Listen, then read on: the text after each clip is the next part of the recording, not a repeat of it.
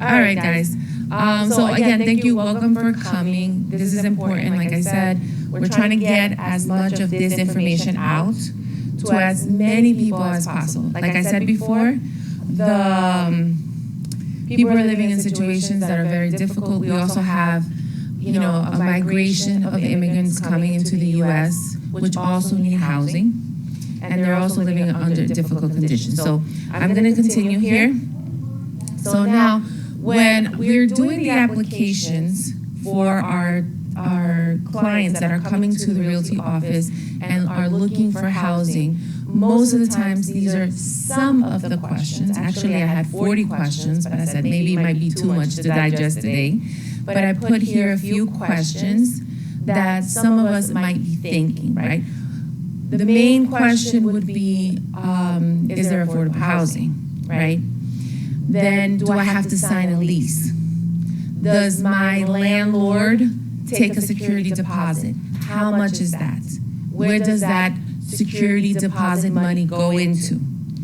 A lot of the times when people rent, they also have pets.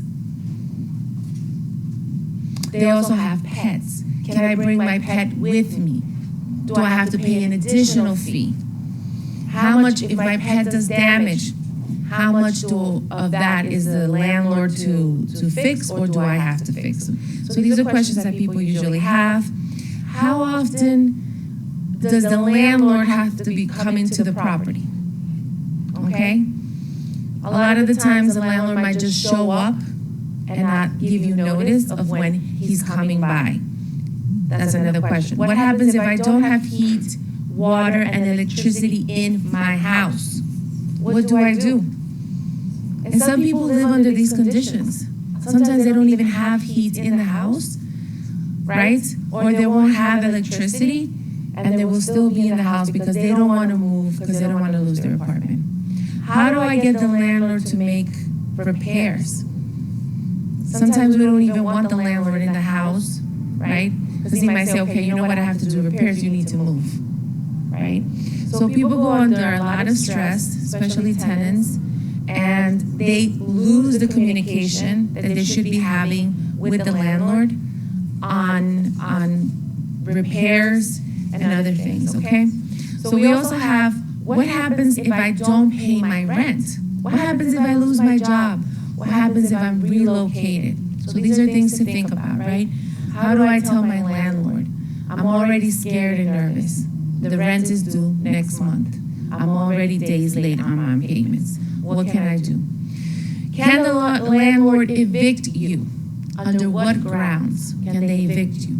Okay? How can I get rental assistance? How can someone help me? Who do I turn to? I have no one to talk to. I don't know anyone that can help me. And then sometimes we go online and we look for information, but it's not enough, all right? So was that good enough for you guys? Anybody has any other questions regarding what, something, even their own burning question of how to talk to the landlord if you have a situation? Let me know so that I can also address it. So let's move forward here. So the next slide, I put this here, like attorneys do, right? Or contracts that have all this information there. And the reason is, I'm not going to read it. It's just a disclaimer. I'm a real estate agent, a realtor. I work for New Direction Realty. I'm not an attorney. So even though I love providing information for you guys and giving you as much of me to help you, I cannot advise you when it comes to you taking action. That you would have to talk to an attorney. You would have to let them know of the situation so that they can help you, okay? So online, if anyone has any questions for me, you can go ahead and put it in the comments, and I will look at it. If I don't see your question, please repeat it again so that I can help you. Are we good with that? Any questions with the disclaimer? No? Okay. So again, my name is Jennifer Ramos. I've been in the real estate industry for a while. I'm a very dedicated real estate associate with 20 years of experience in the construction industry. So I do all types of remodeling and construction, interior and exterior. So I came into real estate because every time I was doing some type of construction, someone would say, "Can you help me sell my house?" So at this point, they knew me and I wanted to help them. Okay. I am known for my exceptional service and genuine care for my clients and the community. I'm actively backed by the organization and community. I actively give back at organizational educational events as this. Not only do I do this, I also do landlord rights, or am I a landlord now what? I also do buyer seminars and I also do seller seminars, and I do a lot of community outreach. All right, that's good enough. I just wanted to present myself. Okay, so the first part that we're going to talk about right now is leases. Okay, why do you think that you need a lease? Can I ask you that question? I mean, we're not in school, right, Kendra? But you know me, I always ask questions. So why do we need a lease? Anybody? It's okay, don't be nervous if you want to say something. George, why do you think we need a lease? Me? Well, to protect the person that's renting the home so they don't get kicked out anytime the landlord feels like kicking them out, for one thing. Correct. Yeah, and in the lease, there's protection on both ends. So the landlord's protected in some ways, and then the renter is protected. So it's to protect both ends. To protect both ends. And on top of that, when we have a lease agreement, we agree on the terms of renting, right? So that way the landlord knows what to expect from the tenant, and the tenant knows what to expect from the landlord. I go into terms here. So one of the terms would be, how long will the lease be for? Okay? Who will live in the property, right? Because sometimes we have someone taking up a lease, but then they have additional people come and live with them. And if they're not on the lease, they're not supposed to be in the house, okay? What are the repairs? How much will the landlord pay? And how much does the agent, I'm still in school, how much does the tenant have to pay, right? So there might be, you pay as a tenant, $200 of repairs, and then the landlord will take from there. Now, the landlord is responsible to do major repairs, okay? So you don't have to live under the conditions that if the bathroom is not working, right, but there's still water coming out, and then you still want to use the bathroom and not bother the landlord. This is something that they have to get fixed, okay?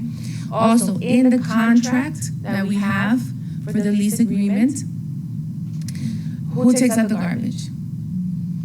Who is the person that's coming to the house? Who's living in the house? Now, I don't know if you know this, but anybody that is over the age of 18 has to also sign the lease, because they are also responsible to pay the rent to the landlord. Now, anyone under the age of 18 is a minor, correct?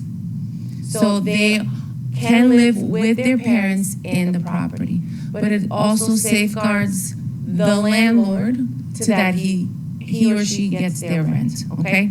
So that's something that even if, let's say, you go to court, the judge will ask you that, who's living in the premises, how many people, how old they are, okay? So we have lease renewal, but before that, I do want to say in the terms, there's clauses there in the contract. Now, if anyone here after the presentation, we have an application that we provided for you guys so that you know how it looks when a tenant is wanting to rent the apartment. And it kind of specifies the breakdown, but we also have, not here with us, but if you'd like, we have a copy of the lease, and we can sit down with you and explain it to you so that you understand the terms that are in there. Now, another thing, the lease renewal. In the state of New Jersey, we have a periodic tenancy, which means that the lease can automatically renew, okay? But the landlord could ask you, the 3 months, 2 months in advance, do you want to renew your lease? Okay? Because maybe you're thinking of moving, maybe you're thinking of buying a house. And I come to this when I'm helping buyers. I don't want to tell my landlord that I'm leaving, because then he's not going to renew my lease in case I can't go. So if your lease is signed and you were going to move to another house and you can't, the landlord cannot automatically evict you. For that, there has to be substantial grounds for you to be evicted. So you have to work it out with your landlord. So you shouldn't be afraid to tell your landlord the situation that you're in, okay? Because you have rights to stay in the property in case you don't close on the property, okay? So renewal. Now, I haven't got into rent controls yet, but it could be that the landlord might not want to sign the renewal because he might want to raise the rent. On the landlord side, he should give you a notice way before the lease is expiring that there will be a rent increase, okay? And it has to be, that rent increase you have to have notice of it, and also it has to be reasonable. So let's say you're paying $1,500, the landlord cannot come and say $2,200. You understand? It has to be reasonable, because it's a very high jump. Now, if you take that to the court, the judge can say, pay it, or you have to go, or the judge can talk to the landlord and say, make it more reasonable for the tenant, okay? Now we're facing, the situation is that because housing is scarce, which means there's not a lot of houses for sale, prices have gone up significantly, and now mortgages are not what they used to be. They're much, much higher. So now they want, if it's a multifamily home, they also want the tenant, to pay that increase. But it has to be reasonable, okay? Now, do you have any questions? Can I ask a quick question? Sure. So my daughter is why I'm here. That's exactly what's happening to her. The landlord called her, and first he said, well, interest rates are going up, and I got expenses, I might have to sell the house, and he threw the number out, which is not what the house is worth. Forget it. Then when she was like, well, then the rent has to go from $2,300 to $3,300. Oh, that's a big jump. But what if which in the market's not $3,300 either, but what if the market is at $3,300 now? So she's stuck. So because New Jersey doesn't have laws on rent control. So that means that, except for Newark, urban areas, they have rent control. It's not rent control, So what happens is more municipalities, due to the increasing mortgages, they're doing more rent control. So now, it depends where your daughter lives, right? So again, she would have to talk to an attorney to see before even to go to court. Right. Because what happens is the judge can say, listen, it's reasonable for this area. Because we had a client living in Livingston, and what happened is, Livingston is upper class, middle upper class. So what happened was that he went from a rent of $1,600 a month to $2,400. So the judge says, well, we don't have rent control in Livingston, so you do have to pay the new rent. But did he advise her, ahead of time of verbally? He needs to give her a notice. Yes. Once you get closer to the lease. Yes. So that's it. So then you have to try to fight it or negotiate with the landlord. Yes. The thing is, in New Jersey, the courts favor the tenants. And the situation is also that, let's say we have 100 cases going to the court, 90% of the landlords have an attorney to represent them. Right. So the tenant is usually the underdog. So if you're pro se, that means you're representing yourself. it's very hard to prove to the judge that the landlord is at fault, unless you're really good with your words. Yeah. But with that being said, I do want to say that we have information for you guys there also, and I will pass it out, or I have it here for you guys to take a photo of it. It talks about legal services, pro bono, which means that an attorney can work with you and will not charge you for those services. And we have actually the companies that do that, Charity Cares, and there's also legal services. Okay, so you don't, this is the thing, you don't have to be afraid, you know. At one point, if they do evict you, then we try to help you and to find housing, okay? So the lease termination, can you terminate the lease ahead of time?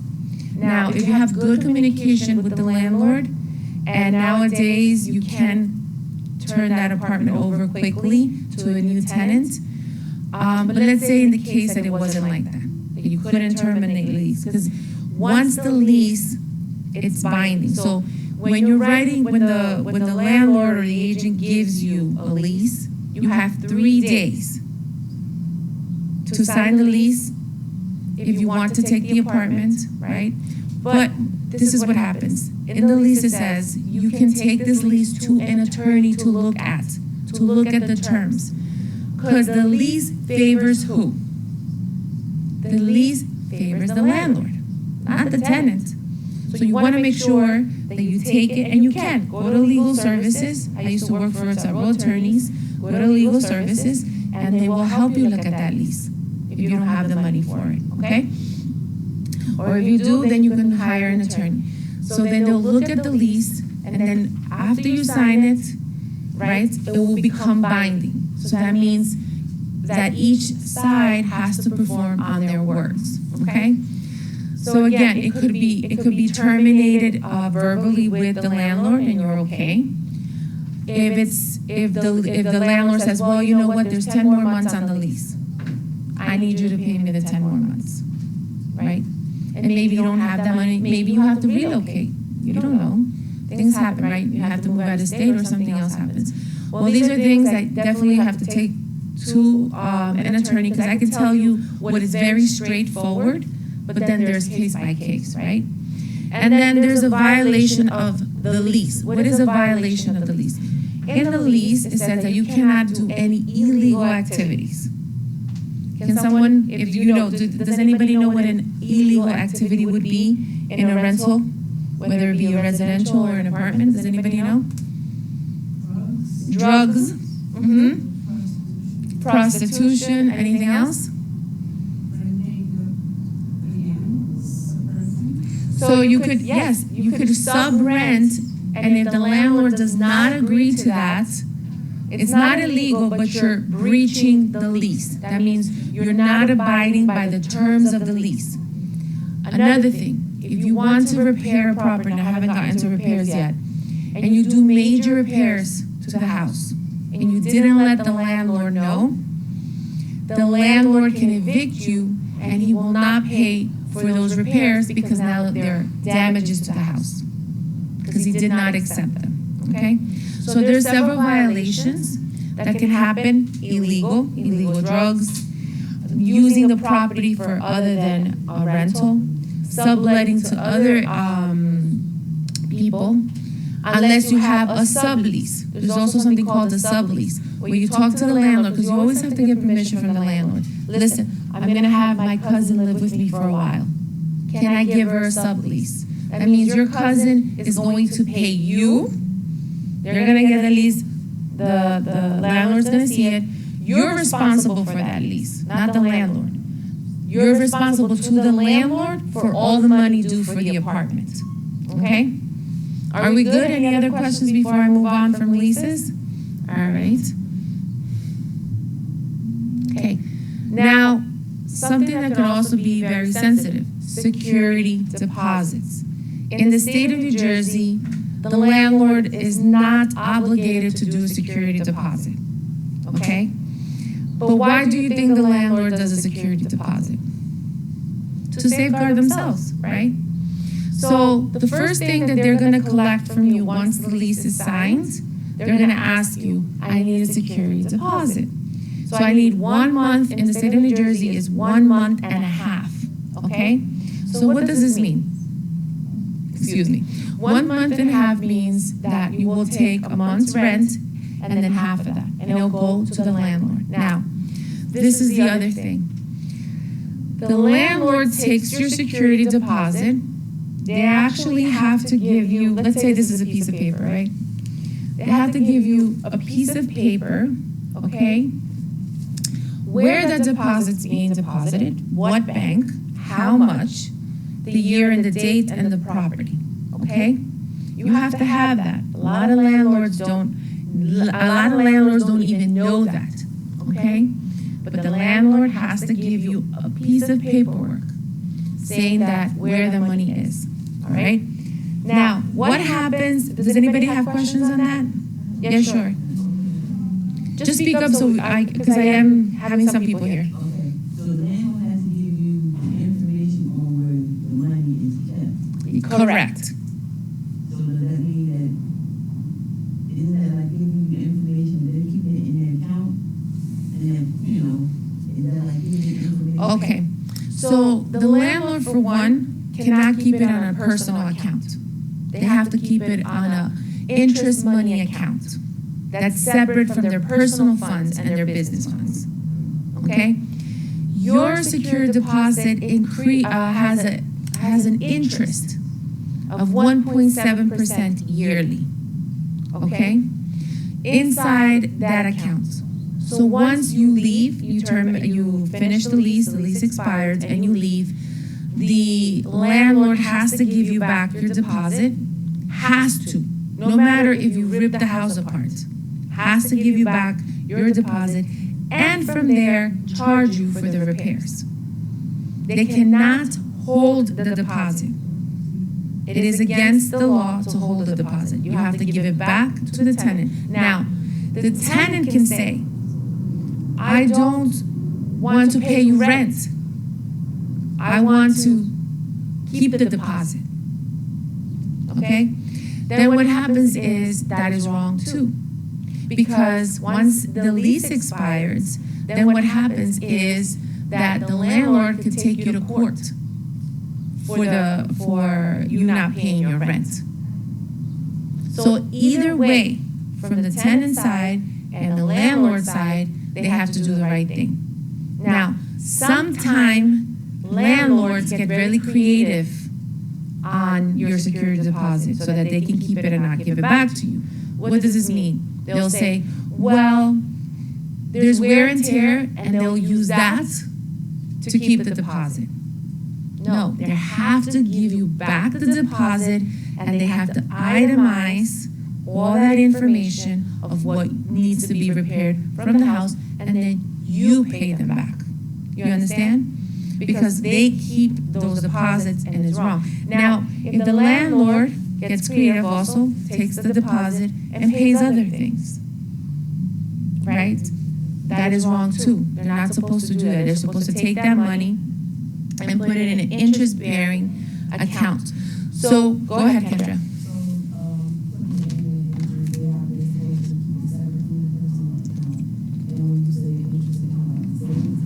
It could be a money market account, okay? But he or she has to give you back 1.7% yearly interest on that deposit. So it almost amounts to like almost $50 to $70 a year. It's not a lot, but that's what state law says. Now, of course, if there's an issue there, then go ahead and talk to an attorney, okay? So they cannot hold the deposit, it's against the law. Go ahead. So they can put the deposit into the same account that you be paying your monthly rent to? Well, that monthly rent, they're taking it and they're probably paying their mortgage, right? It could be also cash flow. You have to understand that there are people out there making investments. So they take some of that money, they can put it in an LLC and then use it. But most of the time, when the landlord takes your rent, it's usually to pay the mortgage due on the house, okay? So that, they can do whatever they want. But what happens is the deposit that you're giving, that security deposit, it has a process for the landlord to do and how to return it back to you. Now, if you say to me, Jennifer, when do I get my security deposit? After the termination or the termination of the lease, you might, depending on what the situation was, you might have to go to court to get back that security deposit. But let's say the lease expires. Now you have about 30 days for the landlord to give you back the deposit. If the landlord does not give you the deposit back and starts saying, well, there's a lot of things that I have to do in the house, I'm going to keep the deposit. After the 30 days, they owe you double the deposit. So if you gave the deposit of, let's say, $2,500, and they don't give it back to you within 30 days, now they owe you double. Because they were supposed to give you the deposit back and itemize the repairs, right? And then from there, have you pay for those repairs. Now, if you don't pay, they can also take you to court.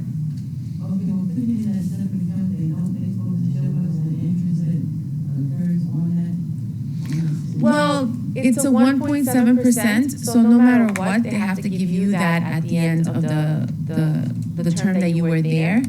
It's owed to you. They don't have to show it to you. No, they just have to give you a notice of where it is and where it's deposited. Okay? So, does anybody have any other questions about deposits? No? Okay. So now, disputes arise with deposits. It's not as straightforward, right? We wish the world would be like that. Well, in that case, of course, the best thing to do is to talk to an attorney. Now, pet deposits. Okay? The landlord, if you bring a pet, they might have a pet fee. Okay? Within that pet fee, they might take a deposit for your pet. Okay? Can you bring a pet to the house after you're living there? No, you cannot. You have to make sure you tell the landlord that you have a pet, okay? And sometimes they will ask you, what kind of pet is it? Right? Because a Chihuahua, it's not the same as a Doberman, right? So they cannot discriminate the pet, okay? But they might not want to agree to it. Now, if it's a service dog, an emotional support dog, you don't have to pay a pet fee, okay? And you can bring that emotional dog to the house. Now, if the dog damages the property, whether it be a regular dog or a service dog, who do you think is responsible for those repairs? The tenant, right? Because they brought the animal to the property, okay? And of course, an emotional or service dog cannot be discriminated on. Okay, the landlord cannot just say, I don't want you to live here because you have this pet. If it's a regular pet, not emotional or service dog, they might ask you that the dog or the pet not be there. But if it's a service dog, they cannot get rid of the service dog, okay? And you don't have to pay a pet fee, only for repairs. Are we good with that? Okay. Now, I put this here for illegal units because, and hello to everyone. People are saying hello to me, but I didn't say hello. So illegal units. So the situation now here in New Jersey, it's getting tight. There's not enough housing. And as you can see, we see a lot of luxury apartments going up, correct? And then now a lot of people living in apartments. So I was supposed to have the Red Cross here with me today, but the lady who is the one that backs us up and comes here with the fire marshal, she couldn't be here today because she didn't realize they had an event. The annual event for the Red Cross was today. So she couldn't be here. So they did do a training at our office, which was amazing because one of the things that, we see things online, we see things on TV, we hear things, but having them show us and tell us, it just impacts us very differently. So this is the thing, the Red Cross, and I'll take what they said, and that's why I put this here. What do? When there's a fire let's say at a house. They make sure the fire department comes, and then also they might send the Red Cross, because it could be somebody could have burned in the house, has burns on their skin, right? They have to take them to the hospital, so the Red Cross comes and helps the people that are there. So what they were telling us is that because there's so many illegal units being used in New Jersey, people sometimes get trapped in those units. Yes, first, second, third floor. Some of them do have a fire escape, and some don't. There's certain towns like East Orange, some parts of Newark, not all parts of Newark have fire escapes. Irvington has fire escapes, some houses. They get burned, and they die in the property. Now, a basement, right? I see it all the time because I'm helping buyers. Hey, Jen, can I rent my basement? I said, no, it's illegal. And sometimes they even ask me 2 or 3 times. I said, no, it's illegal, you cannot. First of all, you need to have, for it to be then zoned and then have occupancy in a basement by the town, a permit, it has to have 2 ways out.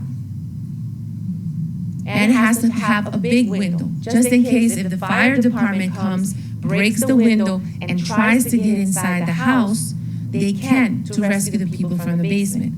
A cellar, okay, is a basement that really doesn't have any space to get out, and it only has 1 door. The Red Cross says that they have found people dead in the basements, in the cellars. So how sad. Also, when we had the situation with Elizabeth, that we had the storm, there were people who died in the basement because their basement were flooded with water, and babies too. So this is the reason why we're here as agents trying our best if people need to place themselves in a different property, different apartment, because we don't want this to happen to children, adults, the elderly. Now, all the time that I go out to show houses, this is what I see. I see a shower and a bath, a toilet and a bath, shower. It's not a half bathroom, it's a full shower. I've seen small ceilings, smaller than this, and then 3 beds in an attic. Okay, and I get it. But the thing is that the lease, now we go back to the lease, it states how many people live in the property. If more people than that live in the property and the landlord finds out, they can take you to court. Okay? And that is awful for the landlord, because now he also has to evict those people. Now they're living under conditions that are not healthy, and there's no safety. The Red Cross says to us, which was very impactful, that one time they came to a house, a 3-family house, and 60 people came out of that house because it was burning down. And the landlord was there, and the police was like, who do you recognize from here? And the landlord didn't even know that there were around 60 people living in that property. So that is also a violation. So you have to be very careful as a landlord, as a tenant, and abide by the terms of the lease. Okay? Now, what happens to reporting illegal units? If you know, and the tenants also, if they don't have water, electricity, the basic things that they need to live in the apartment, they can go to where you get the permits, the building department, and let them know that your landlord doesn't have water, heat, or electricity. I was doing a house in Kearney, New Jersey, and we were doing a remodel. They sent someone from the building department to pass the electrical. The inspector told me himself that part of a section of that town has a lot of people living without water, heat, and electricity. So they have to come and shut everything down until the landlord pays for the water, or the tenants pay for the heat, or whatever it is, or fix the units so that there is heat there. So it happens. So you as a tenant have to report it, and guess what? those neighbors, those nosy neighbors, we always have those nosy neighbors, right? Those nosy neighbors that live next door that are annoying sometimes, they have the right to report it too. Some people are like, oh, my noisy neighbor, that neighbor that reported it. It's his right to report if there's people living in the basement or in the attic. Okay? They can report it. Now, consequences for the landlord. So the Red Cross said that if there's a fire, and the people come out of the fire, and now all their possessions are burnt, they might have wounds, okay? And there was people that are living there that weren't supposed to be living there, and somebody dies, that's a criminal act. So these are things to think about. It's better that we don't put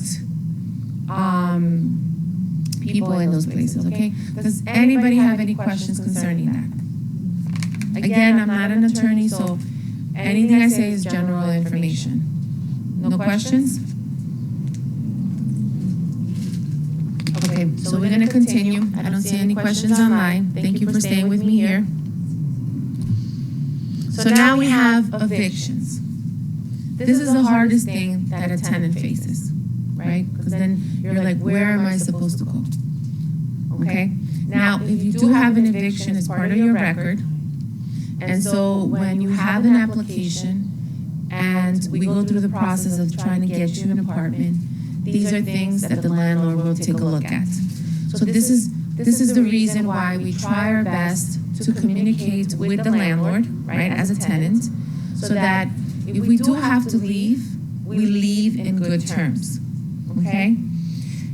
If for some reason you lose your job, you couldn't move, you have to be evicted, then you go to court, well, you plead your case of what's happening, right? And these are things that you can talk to the landlord about, because when you do fill out the application, they're gonna look at several components. They're gonna look at credit, okay? They're going to look at your job history, your job, your income. Now, the landlord can discriminate based on income. So that means if you don't make enough money to live in the premises, then they can discriminate and say, listen, you can't live here because you can't afford it, right? They don't want to have to evict you later on. So what does the eviction process look like? Okay, does anybody have any questions? Okay, nobody has any questions? So the eviction process is like this. If for some reason you have violated the terms of the lease, and for some reason the landlord says, okay, you know what, I'm gonna start an eviction process. They have to give you 30 days notice about the eviction, okay? Before you have to go to court, so you have the time to go ahead and find an attorney. They have to, in the letter, they have to tell you why they're evicting you. And it has to be substantial evidence. They cannot just make up things, okay? Because the landlord can make up and say you did this, and that. So my recommendation would be to make sure you take photos when you're doing the lease of the house in the condition that was in, and when you leave, in the condition when you left, okay? And make sure that you keep receipts of your rent payments, and make sure that you keep photos of anything that you spoke to your landlord, or even paper trail, just in case if you ever have to go to court, okay? So the first one is notice to vacate. So depending on the violation, and I don't have the list of the violation because it's a long one, but I will give you, I have there, if you see, it's a code that has the tenant's rights. So it's in Spanish and English, so when you go to the code, the tenant's rights is a PDF of 145 pages, okay, that you can read upon your rights. I only touch base upon the things that I think that are the most important. There's a lot more information, even on human trafficking. If you have to have someone evicted from the home, right? So now we have unlawful, oh no, I didn't put it here. So let's say, well, I wasn't supposed to talk about that, but let's say there's somebody that's human trafficking in their home, and the landlord finds out, then now that's a violation of the lease. That's illegal, so they can get the tenant out of there. They just have to have also proof. I can't just say, well, you know, Claudia was having weird people in her house, right? No. So it has to be substantial. So notice to vacate is a notice of the breach of the lease. But now, what happens if you're not paying rent? Do you think the landlord has to notify you? What do you guys think? Let me know. Yes, Kendra? Yes? The landlord does not have to notify you if you don't pay rent. So just if you're, well, if you have a lease, well, you can have a verbal agreement with your landlord, and I didn't mention that before. And if you take it to court, they will, you know, have to go through a revision process to get you out, but the courts will say they will be in your favor. It's better always to have everything in writing, because now you're looking at the terms. If the landlord's saying something and you're saying something, then they'll go by the lease. But it's a lot harder when we have hearsay, she said, he said kind of thing, okay? So besides that, the landlord doesn't have to notify you if he's evicting you, if you're not paying the rent, okay? So you can go there and put your things outside and Nope. change the locks? Nope. Now, that was the next thing I was gonna say, where it says unlawful eviction, right? So in the state of New Jersey, you cannot do self-help eviction, it's called. So the landlord cannot come to your house, grab your things and throw them out and change the locks. That's against the law. So what happens is the landlord has to take you to court and do an eviction process in the state of New Jersey, okay? Now we have tenants' rights during eviction. So what does this mean? You're staying in the property, now you're evicted, you go to the hearing, you still don't have a place to go. The courts can say, the judge can say you can stay there a little longer until you find a place to go. But again, it depends on who you're working with, the attorney, and what the judge said. It could be something different, but usually they favor the tenant to stay a little bit longer. Again, talk to your attorney, all right? Eviction defense strategies, the same thing. Look for an attorney. We can help you. Now, I did want to talk about foreclosure evictions. If the landlord is going through a foreclosure, and I've seen this before, the tenant finds letters, right? Letters in the mailbox that says that the landlord is losing his house. What does the tenant do? If the landlord is not paying his rent, I'm not going to pay my rent. And this happens. If you don't pay your rent, the landlord can evict you. You have to pay your rent. Because that rent, most of the time, is going to the mortgage. And if for some reason the landlord can't pay the mortgage because you're not paying the rent, they can evict you from your home. Your monthly payment so the landlord gives to the bank, at one point after the foreclosure, the lease survives. That means you're not kicked out of, you're not kicked out of the property, right? Now, who would you be your landlord? The bank would be your landlord. So you keep making those payments. Now, I had a friend who didn't know what was going on. The landlord lost the house. He was no longer in the house, but he kept those payments in the bank. So when the bank came, he gave them the money. Now, can the bank try to,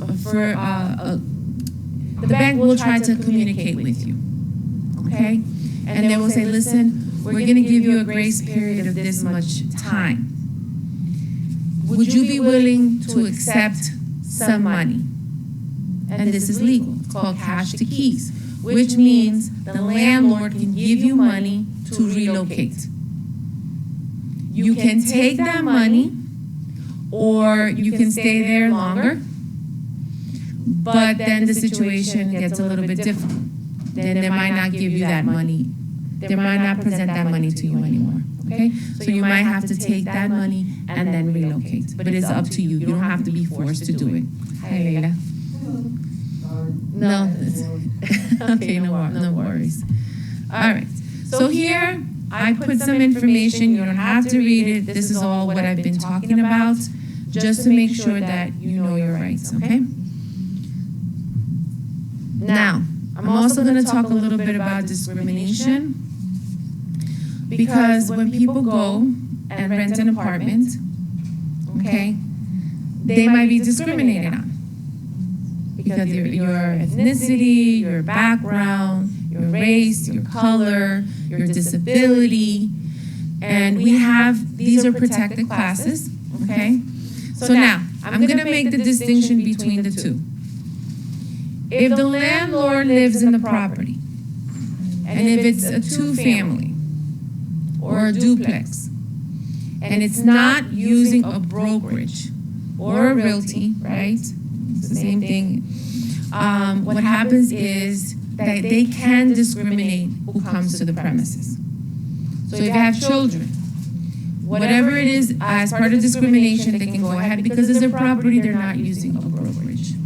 Now, if a landlord lives in the property and he uses a brokerage, a realty, they cannot discriminate based on race, color, national origin, religion, sex, disability, familial status means families with children, or other legally protected attributes, okay? So they cannot. Now, when it comes to disability, the landlord cannot discriminate. What happens if you have someone taking care of you in the property? You're not protected, so they can discriminate if that person should stay there or not, okay? They won't discriminate on the disability of the person, but they can discriminate on who lives with that person there, all right? So fair housing laws, if you're using a brokerage, you have more protection. So a lot of the times landlords say children are noisy. Guess what? Adults are noisy too, right? And if you feel like they're in violation of discrimination, because they could also put a property for rent, and based on who you are, right, of these protected classes, they can say, listen, it's already renting, and it may not be. So if you feel a victim of discrimination, we have information here where you can contact and let them know, okay? We talked about the protected classes, we talked about reasonable accommodation. So going back to disability, let's say we have a tenant with a disability and they need a ramp or a special chair, right, that helps them go up and down the stairs, okay? So now, does the landlord have to do major repairs to the house so that the tenant with the disability that's going to live there will be happy? Not exactly, right? They have to they have to do reasonable accommodations, okay? So what does that mean? Reasonable accommodations to the landlord. Now, if you do have to put a ramp, or you have to put a special chair or something, you have to lower something in the house, or whatever it is, guess what? When you leave the premises, your lease expires, you're no longer in the property, who has to put the property back to the way it was? The tenant, right? So think about that. If you know someone, reasonable repairs, right? Reasonable accommodations. Okay? So again, discrimination complaints, I have information for you guys. All right, now we've come to rental assistance. Some people know this, some people don't, and I just wanted to mention it. If you're going through a hard time, also if you're part of subsidy, let's say that you get food stamps or you get some help from the government, you can reach out to them. If you're being dislocated from your house, if you're being evicted, you can let them know. if you are evicted, I know that they will help you find somewhere to go. And if you're homeless, they will also try to get you into a homeless program where they relocate you. New Jersey, especially Newark, there was out a newspaper, and you know what, I don't have it with me, but they relocated about, I believe from what I read, 400 people that were homeless and gave them housing in Newark. So they're doing a pretty good job to help, I don't know if you've seen this, but there are less homeless people out in the streets, okay? So Section 8 is another one that does, helps with housing if you have difficulty. Now, there's also house vouchers with Section 8, where they help you pay some of your rent, a portion of your rent, and then you pay the rest. Now, can a landlord discriminate you because of Section 8? This is a big one. What do you guys think? No, they cannot. Now, if the landlord has 3 people applying to an apartment and they all have Section 8, right, the landlord can pick who they want to live. If the landlord has 2 people who have Section 8 and one that doesn't, they can also pick from that. Now, how do they discriminate? If they discriminate based on your income, what you're getting from subsidy and what you have to pay, they cannot do that, okay? And then, of course, there's other rental subsidies that help you. I had someone reach out from New York, and it was a different organization. I'm not sure if it was STAR or STATS or something like that. They want to relocate to New Jersey. There's also rental subsidies of other organizations and nonprofit organizations like Catholic Charities. So does anybody have any questions based on all the things that I was saying? No. So I do want to talk about repairs now. And repairs and what happens when the property is not habitable. So many times the landlord will charge you an amount of money due on how the habitability of the house is. So if they haven't done major repairs, maybe they say, okay, the rent is $1,200, $1,300, right? Now, if they want to fix the apartment because it's not habitable, that means it's not, you're having problems of leaking water, the bathroom's not working properly, these are things that are, that are more major repairs, they might ask you to relocate, and that is okay, right? They can't just throw you out, they have to give you time to go. Now, they do have to do the repairs. They might say, if we do these repairs, you might have a rental increase. There's nothing wrong with that. Now, if you're living in the premises, again, you don't have water, you don't have heat, okay? You don't have the necessary of what I just said, and you cannot live in the property. Now you have to do something called constructive eviction.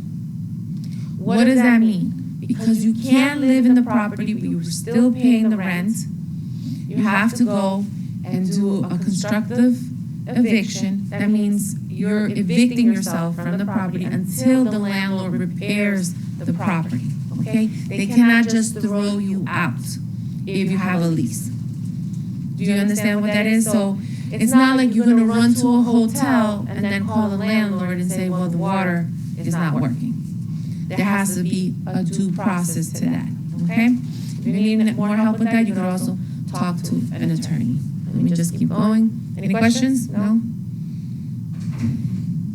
All right. So that's the Q&A. Any questions? But I guess we did it while I was presenting, so I'm just gonna move forward. So in case you do want to go ahead and find somewhere to live, we can definitely help you with that. That's the reason for me being here. And we guide you through our website to do the application. So this is just an example, and then I have photos here. If anybody wants to take a picture, of course, if you have any questions for me, I can always help you. Now, the last slide that I have here, and let me just, what time is it right now? 1:17, so that's around the time that we started, right? We're trying to keep it within 1 hour. So here we have the tenants' rights in English and Spanish, and the civil rights information for discrimination. If you ever felt like someone discriminated you in housing, you can talk to actually an office here in Newark about it, and I give that information. And anybody online want that information, just let me know, and I will send it through DM, okay? So now, just to put it in perspective, I put this here. It was last minute because I was debating. I know I'm doing this to educate the public, but I want you to understand this, because many times when I talk to tenants, they might have money saved up where instead of renting, they're better off buying, okay? So the first one is rent.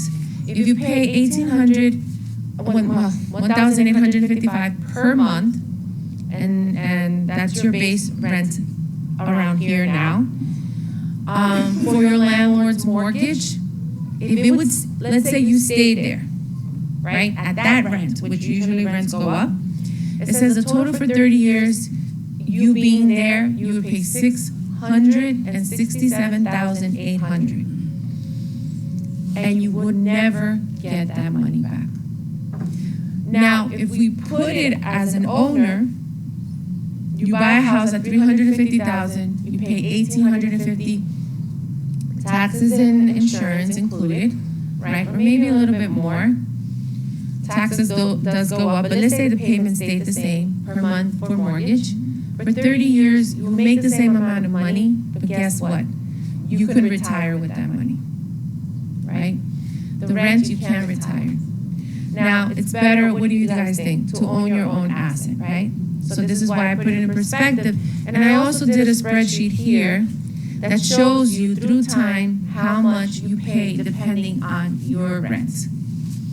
So the longer you take to get yourself into your home, the more money you're giving away that you'll never get back. And I always put it here just to be on the, to show you guys a perspective, okay? And that's it. Thank you for coming. If you have any more questions, please let me know. Again, we're giving you the information. You have my contact information. I'm gonna ask some numbers you could call and how they. Yes, thank you for the legal services. All right, guys, thank you so much for being here with me. I appreciate it. I'll let you guys go. We're ending the live.